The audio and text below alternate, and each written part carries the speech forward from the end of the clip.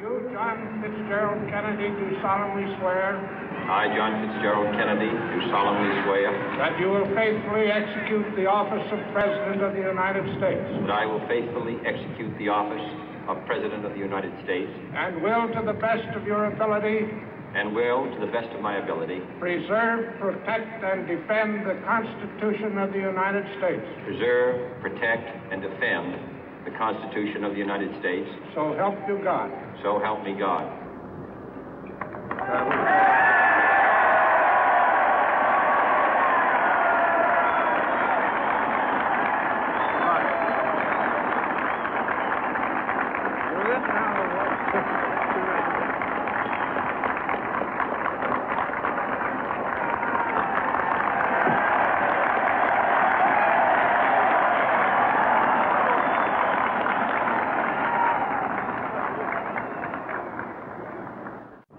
Vice President Johnson, Mr. Speaker, Mr. Chief Justice, President Eisenhower, Vice President Nixon, President Truman, Reverend clergy, fellow citizens. We observe today not a victory of party, but a celebration of freedom, symbolizing an end as well as a beginning, signifying renewal as well as change. For I have sworn before you and Almighty God the same solemn oath our forebears prescribed nearly a century and 3/4 ago. The world is very different now, for man holds in his mortal hands the power to abolish all forms of human poverty and all forms of human life. And yet the same revolutionary beliefs for which our forebears fought are still at issue around the globe. The belief that the rights of man come not from the generosity of the state, but from the hand of God. We dare not forget today that we are the heirs of that first revolution. Let the word go forth from this time and place to friend and foe alike that the torch has been passed to a new generation of Americans born in this century, tempered by war, disciplined by a hard and bitter peace, proud of our ancient heritage, and unwilling to witness or permit the slow undoing of those human rights to which this nation has always been committed and to which we are committed today at home and around the world.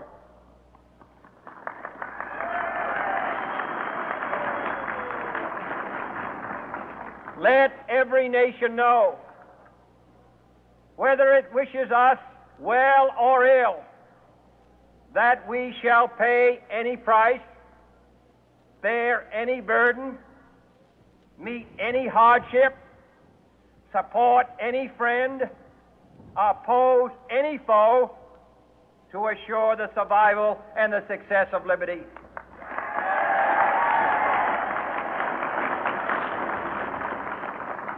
This much we pledge and more. To those old allies whose cultural and spiritual origins we share, we pledge the loyalty of faithful friends. United, there is little we cannot do in a host of cooperative ventures. Divided, there is little we can do, for we dare not meet a powerful challenge at odds and split asunder. To those new states whom we welcome to the ranks of the free, we pledge our word that one form of colonial control shall not have passed away merely to be replaced by a far more iron tyranny. We shall not always expect to find them supporting our view, but we shall always hope to find them strongly supporting their own freedom, and to remember that in the past, those who foolishly sought power by riding the back of the tiger ended up inside.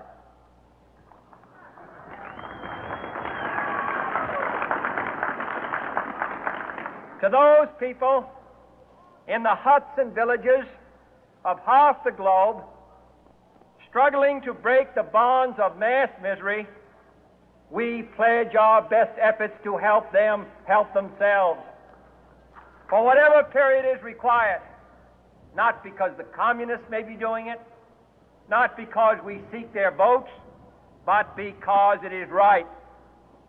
If a free society cannot help the many who are poor, it cannot save the few who are rich.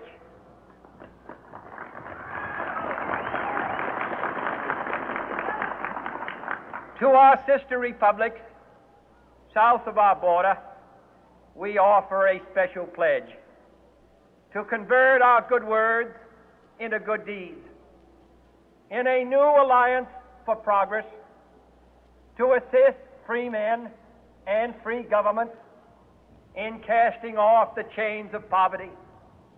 But this peaceful revolution of hope cannot become the prey of hostile powers.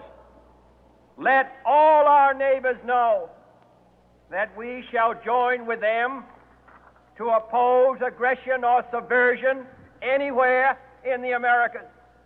And let every other power know that this hemisphere intends to remain the master of its own house.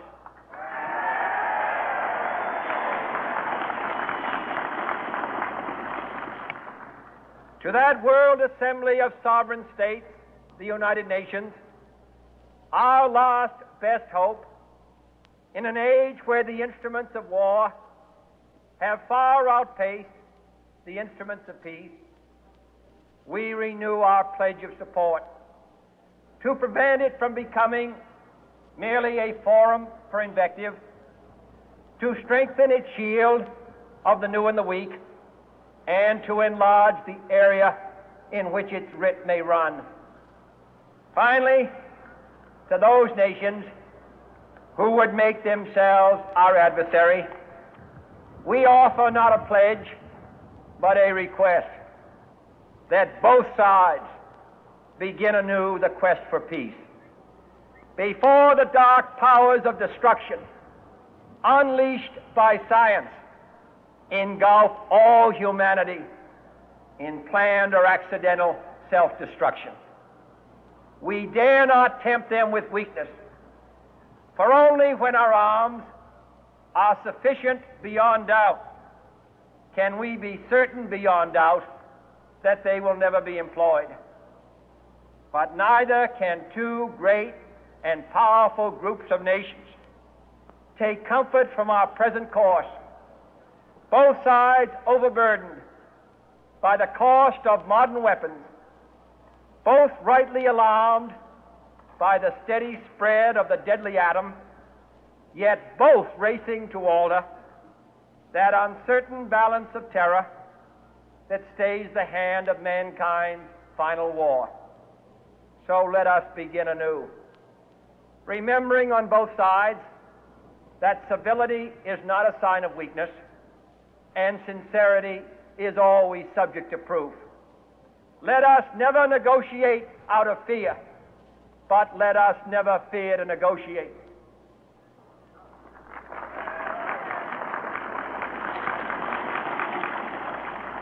Let both sides explore what problems unite us, instead of belaboring those problems which divide us. Let both sides, for the first time, formulate serious and precise proposals for the inspection and control of arms, and bring the absolute power to destroy other nations under the absolute control of all nations.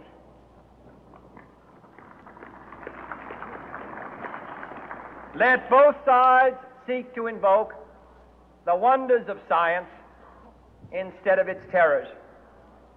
Together, let us explore the stars, conquer the deserts, eradicate disease, tap the ocean depths, and encourage the arts and commerce. Let both sides unite to heed in all corners of the earth the command of Isaiah to undo the heavy burden and let the oppressed go free. And if a beachhead of cooperation may push back the jungle of suspicion, let both sides join in creating a new endeavor, not a new balance of power, but a new world of law, where the strong are just and the weak secure and the peace preserved. All this will not be finished in the first 100 days, nor will it be finished in the first 1,000 days, nor in the life of this administration, nor even perhaps in our lifetime on this planet. But let us begin.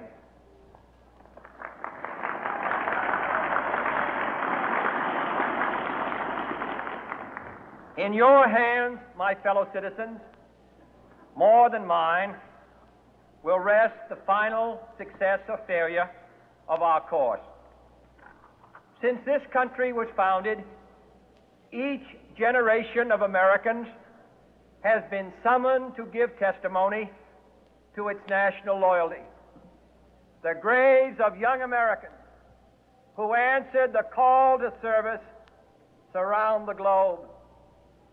Now the trumpet summons us again, not as a call to bear arms, though arms we need, not as a call to battle, though in battle we are, but a call to bear the burden of a long twilight struggle, year in and year out, rejoicing in hope, patient in tribulation, a struggle against the common enemies of man, tyranny, poverty, disease, and war itself. Can we forge against these enemies a grand and global alliance, north and south, east and west, that can assure a more fruitful life for all mankind? Will you join in that historic effort?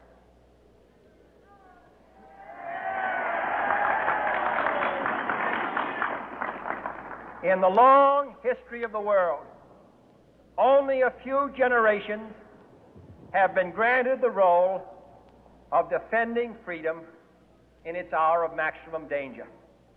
I do not shrink from this responsibility. I welcome it.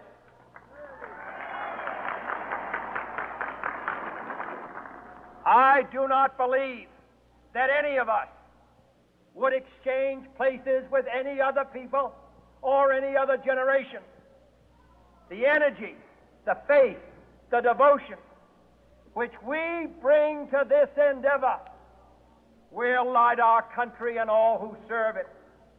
And the glow from that fire can truly light the world. And so, my fellow Americans, ask not what your country can do for you. Ask what you can do for your country.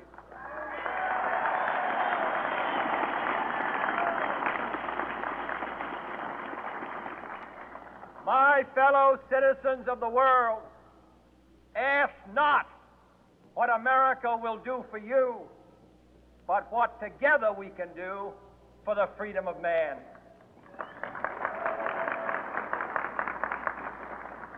Finally, whether you are citizens of America or citizens of the world, ask of us